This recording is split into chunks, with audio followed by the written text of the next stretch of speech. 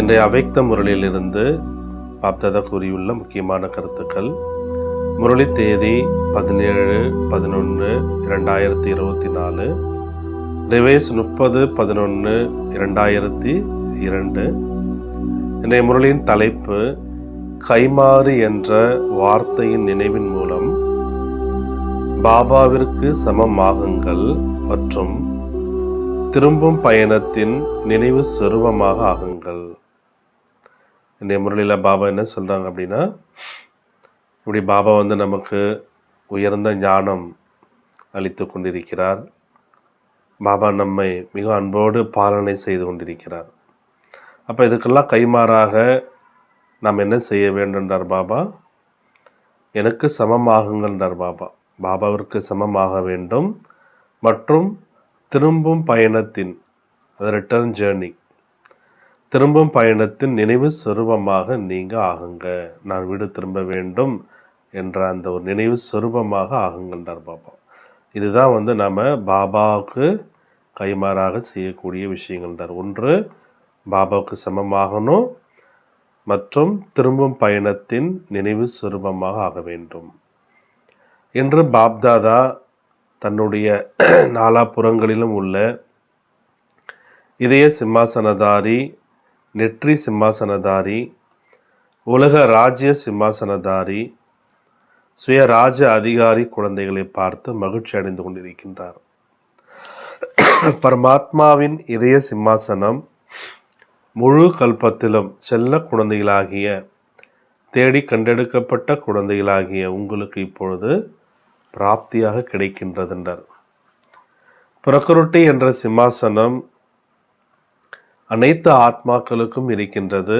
ஆனால் பரமாத்மாவின் இதய சிம்மாசனம் பிராமண ஆத்மாக்களுக்கு தவிர வேறு யாருக்கும் பிராப்தியாக கிடைக்காதுன்றார் பாபா. இந்த இதய சிம்மாசனம் தான் உலக சிம்மாசனம் கொடுக்கின்றது. எந்த அளவுக்கு பாபாவினுடைய இதய சிம்மாசனத்தில் இருக்கின்றீர்களோ அந்த அளவுக்கு உலக சிம்மாசனதாரியாக ஆகின்றீர்கள் என்றார். நிகழ்காலத்தில் சுயராஜ அதிகாரிகளாக இருக்கின்றீர்கள். ஒவ்வொரு பிராமண ஆத்மாவின் சுயராஜ்யம் கழுத்து மாலையாக இருக்கின்றது. சுயராஜ்யம் உங்களுடைய பிறப்புரிமையாகின்றார் பாபா. இவ்வாறு தன்னை சுயராஜ அதிகாரி என்று நீங்கள் அனுபவம் செய்கின்றீர்களா?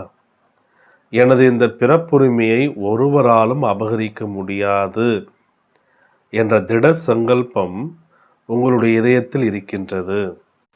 கூடவே நான் பரமாத்மாவின் இதய சிம்மாசனதாரி என்ற ஒரு ஆன்மீக போதையும் இருக்கின்றது. மனித வாழ்க்கையில் உடலில் விசேஷமானது இதயம் என்று கூறப்பட்டிருக்கின்றது. இதயம் இயங்குவது நின்றுவிட்டால் வாழ்க்கை முடிவடைந்துவிடுன்றார் பாபா.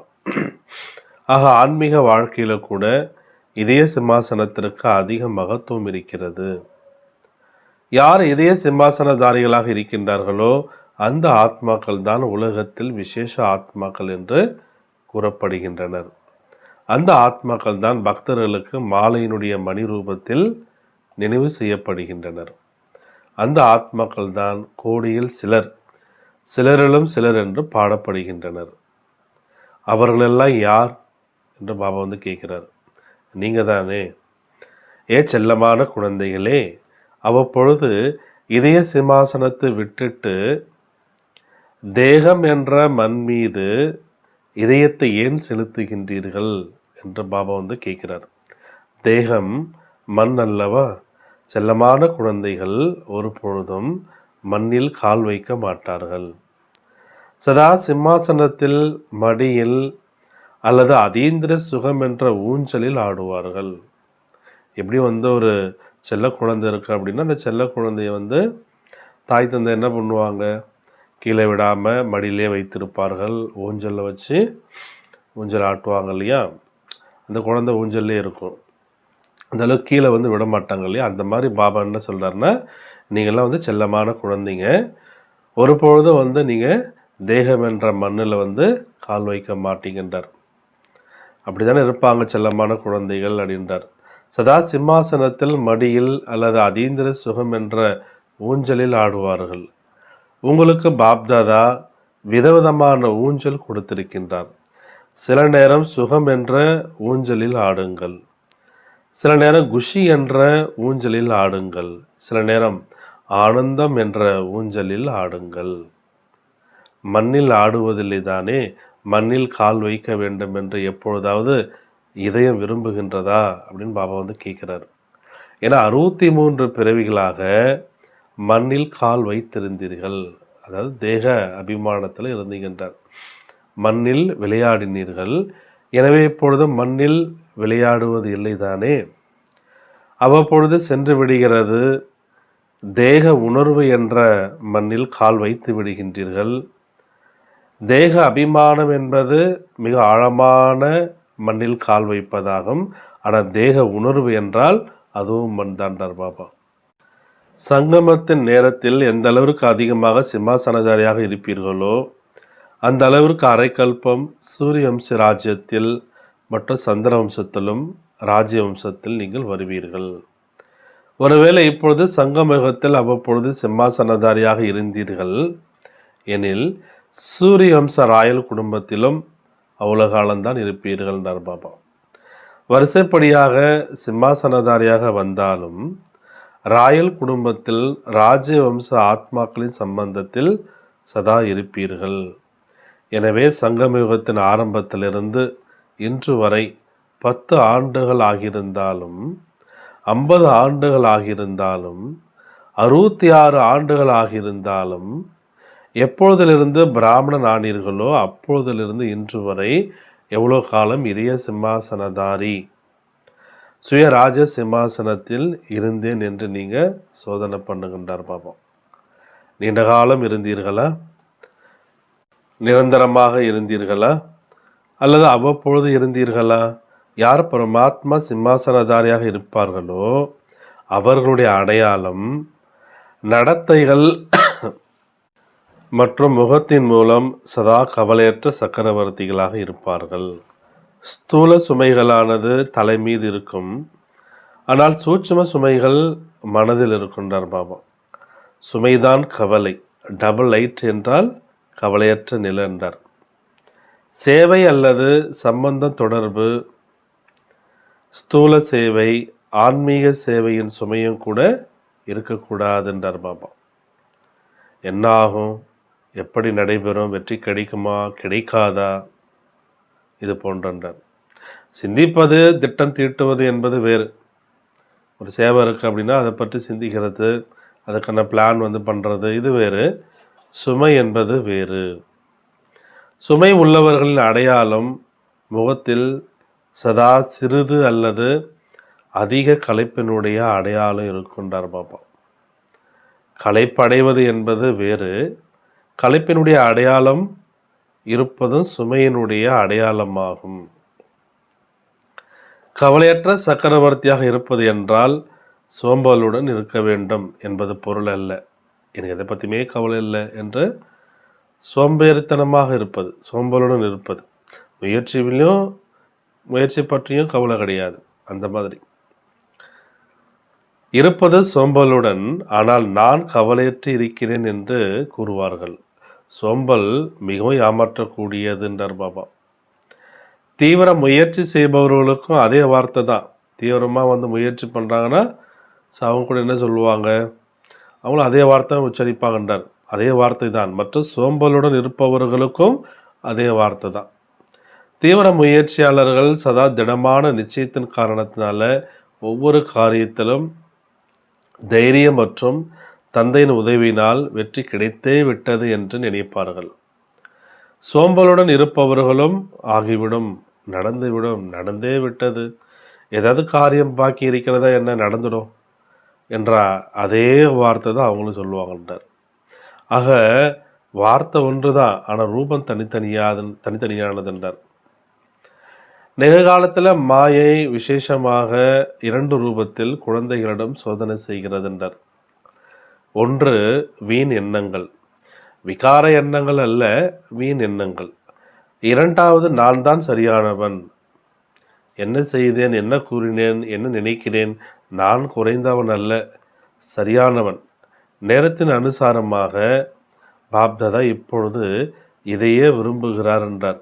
தந்தையிடமிருந்து அடைந்த அனைத்து பிராப்திகள், அன்பு, உதவிக்கு கைமாறு செய்ய வேண்டும் என்ற ஒரு வார்த்தை மட்டும் நீங்கள் சதா நினைவில் வைங்கன்றார் பாபா. அப்படி பாபாவுக்கு கைமாறு செய்வது என்றால் என்ன அர்த்தம்? அவருக்கு சமம் ஆகுவதாகும். இரண்டாவது, இப்பொழுது திரும்பி செல்லும் பயணத்தில் இருக்கிறோம். ஒரே ஒரு வார்த்தை ரிட்டர்ன் என்பதை சதா நீங்கள் நினைவில் கொள்ளுங்கள். நான் திரும்ப வீடு செல்ல வேண்டும், என்னுடைய பயணம் முடிவு பெறுகிறது, நான் திரும்பி செல்ல வேண்டும். இதற்கு எளிய சாதனம், ஒவ்வொரு சங்கல்பம், வார்த்தை மற்றும் செயலை பிரம்மா பாபாவிற்கு சமன் செய்யுங்கள். தந்தையினுடைய சங்கல்பம் என்ன, தந்தையினுடைய வார்த்தைகள் என்ன, தந்தையினுடைய செயல்கள் என்ன, இதைத்தான் தந்தையை பின்பற்றுதல் என்று சொல்லப்படுகிறது. புதிதாக சிந்திப்பது, புதிதாக செய்வது அவசியமே இல்லை. தந்தை என்ன செய்தாரோ அதை நீங்கள் பின்பற்றுங்கள். டீச்சர் கை உயர்த்துங்கள். பின்பற்றுவது எளிதா அல்லது கடினமா? எளிதுதானே. தந்தையை பின்பற்றினால் போதென்றார் பாபா. முதலில் சோதனை செய்யுங்கள், முதலில் சிந்தியுங்கள், பிறகு செய்யுங்கள் என்று கூறப்படுகிறது அல்லவா? அதே போன்று முதலில் சோதனை செய்யுங்க, பிறகு பேசுங்கன்றார். எனவே அனைத்து டீச்சர்களும் இந்த ஆண்டின் கடைசி மாதம் பழையது சென்றுவிடும், புதியது வந்துவிடும். புதியது வருவதற்கு முன் என்ன செய்ய வேண்டும்? அதற்கான ஏற்பாடுகள் செய்யுங்கள். தந்தையினுடைய அடியை தவிர வேறு யாருடைய அடி மீதும் அடி எடுத்து வைக்க மாட்டேன் என்ற சங்கல்பம் செய்யுங்கன்றார் பாபா. அடி மீது அடியை வைத்தால் போதும்.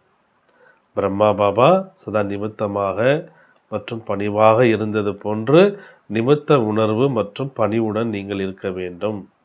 வெறும் நிமித்த உணர்வு மட்டுமல்ல, நிமித்த உணர்வின் கூடவே பணிவு உணர்வு வேண்டும்ன்றார். ரெண்டும் அவசியம். ஏன்னா டீச்சர்கள் தான் நிமித்தமாக இருக்கின்றீர்கள் அல்லவா? எனவே சங்கல்பத்திலும் வார்த்தைகளிலும் மற்றும் சம்பந்த தொடர்புகளிலும் செயல்களிலும் ஒவ்வொரு வார்த்தையிலும் பணிவு இருக்கணுன்றார். யார் பணிவாக இருக்கின்றார்களோ அவர்களே நிமித்த உணர்வுடன் இருக்கின்றார்கள். யார் பணிவாக இல்லையோ அவர்களிடம் மிக சூட்சுமத்தில், மகான் ரூபத்தில் அபிமானம் இல்லாவிட்டாலும் அதனுடைய தாக்கம் இருக்கின்றார் பாபா. தாக்கம் என்பது அபிமானத்தினுடைய அம்சமாகும். மேலும் வார்த்தைகளில் சதா நிர்மலமான வார்த்தை வேணுன்றார். இனிய வார்த்தை வேண்டும். சம்பந்தம் தொடர்பில் ஆத்ம ரூபத்தினுடைய நினைவு இருக்கிறது எனில் சதா நிராகாரி மற்றும் அகங்காரமற்றவர்களாக இருக்கின்றீர்கள் என்று அர்த்தம்ன்றார் பாபா. பிரம்மா பாபாவினுடைய கடைசி நாளினுடைய வார்த்தை நினைவில் இருக்கா என்று பாபா கேட்கிறார். என்ன வார்த்தைகள் அது? நிராகாரி, நிரகங்காரி, அவர்களே நிர்விகாரி. யார் நிராகாரியாக இருக்கின்றார்களோ, நிரகங்காரியாக இருக்கின்றார்களோ அவர்களே நிர்விகாரி. நல்லது, தந்தையை பின்பற்றுங்கள். உறுதியாக இருக்கின்றீர்கள் தானே? அடுத்த ஆண்டின் முக்கிய லட்சியத்தினுடைய நினைவு 3 வார்த்தைகள்: நிராகாரி, நிரகங்காரி, நிர்விகாரி. அம்சமும் கூடாதுன்றார் பாபா. மேலோட்டமான ரூபங்கள் சரியாகிவிட்டது, ஆனால் அம்சமும் இருக்கக்கூடாது. ஏன்னா அம்சமும் ஏமாற்றி விடுகிறது. தந்தையை பின்பற்றுவது என்றால் இந்த 3 வார்த்தைகளை நீங்கள் சதா நினைவில் வைத்துக் கொள்வதாகின்றார். இரட்டை அயல்நாட்டினர் எழுந்து கொள்ளுகின்றார். டபுள் ஃபாரினர்ஸ் கிட்ட பாபா பேசுகிறாரு. பாப்தாதா ஒவ்வொருவரையும் பார்த்து கொண்டிருக்கிறார், திருஷ்டி கொடுத்து கொண்டிருக்கிறார். மேடைக்கு சென்றால் தான் திருஷ்டி கிடைக்கும் என்பதெல்லாம் கிடையாது. தொலைவில் இருந்தாலும் மிக நன்றாக தென்பட்டு கொண்டிருக்கின்றீர்கள். இரட்டை அயல்நாட்டினர் சரி பாபா என்ற பாடத்தை நன்றாக படித்திருக்கின்றனர். பாப்தாதாவிற்கு இரட்டை அயல்நாட்டினர்கள் மீது அன்பு இருக்கவே செய்கிறது என்றார். ஆனால் பெருமையும் இருக்கு. ஏன்னா உலகின் மூலை முடுக்குகளில் செய்தி கொண்டு செல்வதற்கு இரட்டை அயல்நாட்டினர் நிமித்தமாக இருக்கின்றார்கள். உலகில் விதமான அநேக தேசங்களுக்கு ஆத்மாக்களாகி நீங்கள் நிமித்தமாக இருக்கின்றீர்கள் என்பதை பாப்தாதா அறிவார். தந்தையின் விஸ்வ கல்யாணக்காரி என்ற பட்டம் இரட்டை அயல்நாட்டினர்கள் தான் பிரத்யட்சம் செய்திருக்கின்றீர்கள் என்று பாப்தாதா அடிக்கடி கூறவே செய்கின்றார். நன்றாக இருக்கிறது. ஒவ்வொருவரும் அவரவர்களது இடத்தில் தன்னுடைய முயற்சிகள் மற்றும் சேவையில் முன்னேறி கொண்டிருக்கின்றீர்கள். மேலும் சதா முன்னேறி கொண்டே நீங்கள் இருப்பீர்கள். வெற்றி நட்சத்திரமாகவே இருக்கின்றீர்கள். மிக்க நன்றுன்றார். குமாரர்களிடம் பாபா பேசுகிறாரு. பிரம்மா குமாரர்களுடைய விசேஷத்தை என்ன? இந்த குமாரர்கள் பிரம்மா குமாரர்கள். எங்கெல்லாம் அசாந்தி ஏற்படுகிறதோ அங்கு அமைதி பரப்பக்கூடிய அமைதி தூதுவர்கள்னார் பாபா. இதுதான் குமாரர்களுடைய விசேஷத்தாகும். மன அசாந்தி கிடையாது, வெளியிலும் அசாந்தி கிடையாது. குமாரர்களுடைய விசேஷத்தாவே என்ன? கடினமாக காரியம் செய்வது, ஹார்ட் ஒர்க் பண்ணுறது. இன்றைய நாட்களில் மிகவும் கடின வேலை என்ன அப்படின்னா, அசாந்தியை அழித்து அமைதி தூதுவராகி அமைதியை பரப்புவதுன்றார். இதுதான் ரொம்ப கடினமான வேலைன்றார். அசாந்தியினுடைய பெயர் அடையாளம் கூட இருக்கக்கூடாது. உலகிலும் சரி, தன்னுடைய சம்பந்தம் தொடர்பிலும் சரி, இப்படிப்பட்ட அமைதி தூதுவர்களாக இருக்கின்றீர்களா என்று பாபா கேட்கிறார். தீ அணைப்பு படையினர் எங்கிருந்தாலும் தீ அணைப்பார்கள் அல்லவா? அதே போல அமைதி தூதுவர்களுடைய காரியமே அசாந்தியாக இருப்பவர்களை அமைதிப்படுத்துவதாகும். குமாரர்கள் என்றால் சண்டை இடுபவர்கள் என்று அரசாங்கம் நினைக்கிறது. அதனால் குமாரர்களை பார்த்து பயப்படுகிறது. இவ்வாறு பயப்படக்கூடிய அரசாங்கம் ஒவ்வொரு பிரம்மா குமாரரையும் அமைதி தூதுவர் என்ற பட்டத்துடன் வரவேற்பு கொடுக்க வேண்டும். அதுதான் குமாரர்களுடைய அதிசயமாகின்றார் பாபா. பிரம்மா குமாரர்கள் அமைதி தூதுவர்கள் என்பது முழு உலகிற்கு முத்திரை பதித்திட வேண்டும். ஆக குமாரர்கள் அதிசயம் செய்யுங்கள். அரசாங்கம் குமாரர்களை பற்றி தலைகீழாக நினைப்பதை மாற்றி காட்டுங்கள்ன்றார் பாபா. ஆனால் மனதிலும் அசாந்தி கூடாது, கூட இருப்பவர்களிடத்திலும் அசாந்தி கூடாது, மற்றும் தான் இருக்கும் இடத்திலும் அசாந்தி கூடாது, தன்னுடைய ஊரிலும் அசாந்தி கூடாது. குமாரருடைய முகத்தில் பலகை வைக்க வேண்டிய அவசியம் இல்லை. இவங்க அசாந்தியை பரப்பக்கூடியவங்க கிடையாது, இவங்க அமைதி தூதுவர் என்று பலகை வைக்க வேண்டிய அவசியம் இல்லை. ஆனால் நெற்றியில் தானாகவே இவர்கள் அமைதி தூதுவர்கள் என்ற அனுபவம் ஏற்பட வேண்டும்ன்றார் பாபா. குமாரிகளிடம் அனைத்து குமாரிகளினுடைய லட்சியம் என்ன? வேலை செய்ய வேண்டுமா அல்லது உலக சேவை செய்ய வேண்டுமா?